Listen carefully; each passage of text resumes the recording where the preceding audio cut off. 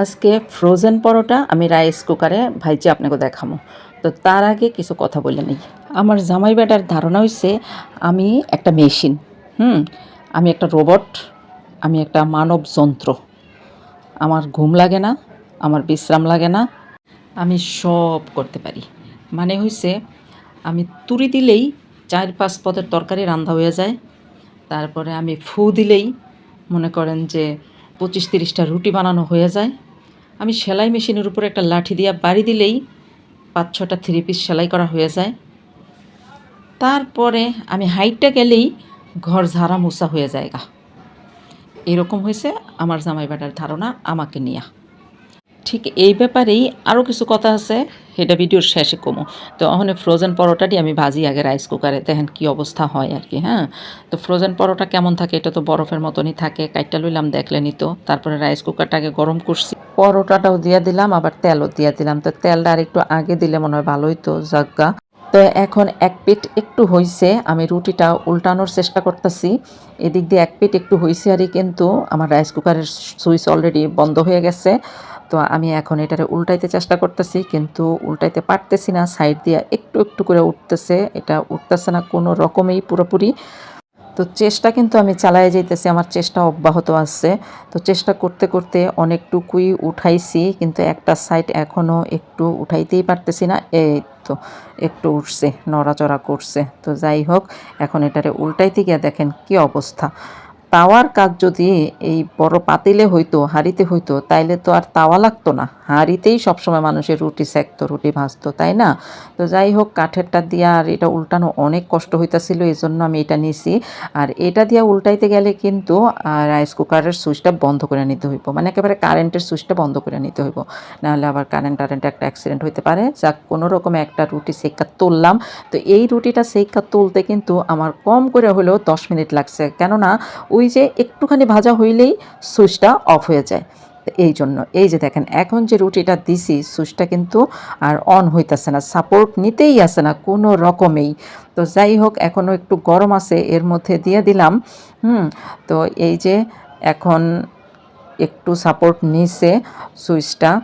তো এই যে দেখেন, আবারও কিন্তু বন্ধ হয়ে গেছে। এই যে দেখছেন অবস্থা, এই যে সুইচ সাপোর্ট নিতেই আসে না।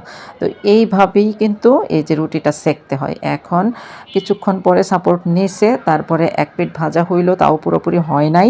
তো এখন আবারও উল্টায় দিলাম, এখন আবার সুইচটা বন্ধ হয়ে গেছে। কোন কি জ্বালা!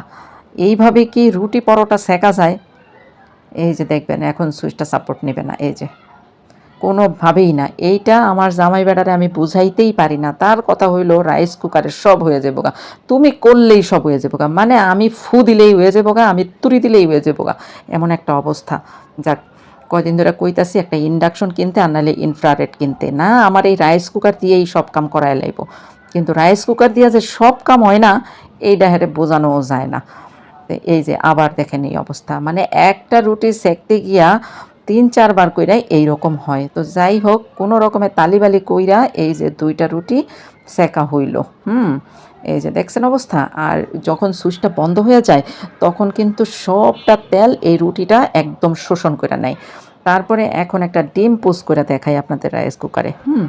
এই যে ডিম যে দিলাম, এখন কিন্তু সুইচ অন হইতেছে না। ওই যে রুটি সেঁকা তুললাম, তখন যে হাঁড়িটা একটু গরম আছে, সেই গরমের মধ্যেই ডিমটা দিলাম। তারপরে অনেকক্ষণ পরে এই সুইচটা দিলাম। সুইচটা দেওয়ার পরে এই যে দেখেন, আর ডিমটা কেমন দেখেন, অর্ধচন্দ্রের মতন। এই অর্ধচন্দ্রের মধ্যে এক সুন্দরী বালিকা বসে আছে। তো যাই হোক, কোনো রকমে ডিমটা তুললাম। তো এইটা ছেলেকে দিলাম, ছেলে খাইলো না। ছোট ছেলেও খাইব না জানায় দিছে, আর তার বাবাও খাইব না। এখন বাধ্য হইয়া আমাকেই খাইতে হইতাছে।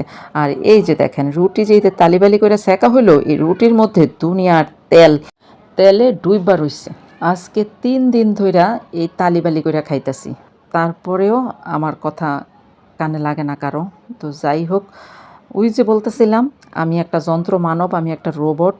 তো যাই হোক, আমারে তো রোবট মনে করে সবাই, সবাই মনে করে যত কঠিন কাজই হোক আমি পারমো।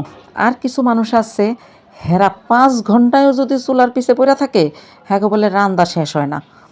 হেরা পারে না, হ্যাঁ ঘুমাইতে হয় 15 ঘন্টা 16 ঘন্টা। আমার ঘুমও আইতে হয় না, আমার বিশ্রামও লাগে না, আবার তুরি দিলেই সব হয়ে জায়গা, এই হয়েছে অবস্থা আর কি। তো আমি যে তুরি দিলেই হয়ে জায়গা, তাহলে তো আমারও সেই আসনটা দেওয়া উচিত। সেই আসনে তো আমাকে কেউ বসায় না যে আমি ফু দিলে হয়ে যায়, তুরি দিলে হয়ে যায়। কারোর মধ্যে কোনো কৃতজ্ঞতা বোধও দেখি না। সবার কথা হলো এটা আমার ডিউটি, আমার দায়িত্ব, তো এর মধ্যে কৃতজ্ঞতা দেখানোর কি আছে।